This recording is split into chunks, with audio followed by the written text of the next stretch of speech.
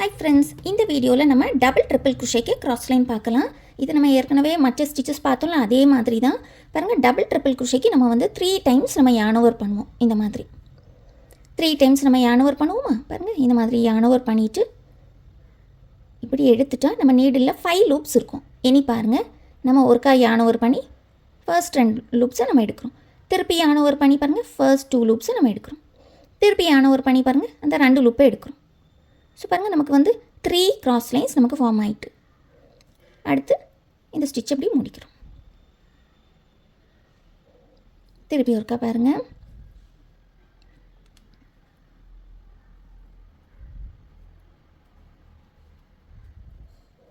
பாருங்கள் இந்த மாதிரி 1 2 3 இந்த மாதிரி 3 கிராஸ் லைன்ஸ் நமக்கு வந்திருக்கு. இனி அடுத்து பாருங்கள் இந்த மாதிரி.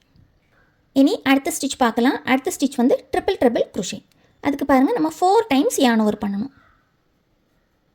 இப்படி yarn over பண்ணிவிட்டு பாருங்கள், இந்த மாதிரி இப்படி yarn over பண்ணி எடுத்துட்டா நம்ம நெடிலில் பாருங்கள் 6 லூப்ஸ் இருக்குது.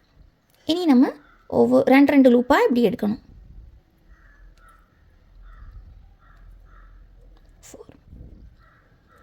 4 லாஸ்ட்டில் நம்ம ஸ்டிச் எப்படி முடிக்கிறோம் பாருங்கள், 1 2 3 4 இந்த மாதிரி இப்படி 4 கிராஸ் லைன்ஸ் நமக்கு இப்படி வந்திருக்கும்.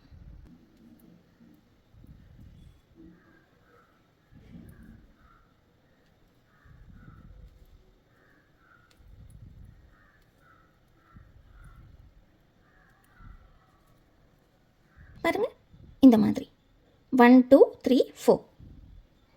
ஸோ பாருங்கள், இந்த மாதிரி நடுவில்லாம் இப்படி தெரியுது பார்த்தீங்களா? நான் இது எல்லாம் தான் இன்னும் நீங்கள் பார்க்கக்கூடிய அந்த கிராஸ் லைன்ஸ்.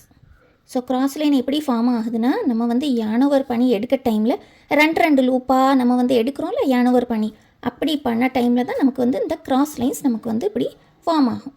உங்களுக்கு இந்த கிராஸ் லைன் ஏன் அந்த சிம்பிளுக்கு நடுவில் வந்திருக்குது நல்லா ஈஸியாக புரிஞ்சிருக்கும்னு நினைக்கிறேன். உங்களுக்கு ஏதாவது டவுட் இருந்துன்னா கீழே கமெண்ட் செக்ஷனில் நீங்கள் வந்து உங்கள் டவுட்டை கேளுங்க. உங்கள் டவுட்டை நான் கிளியர் பண்ணி தரேன்.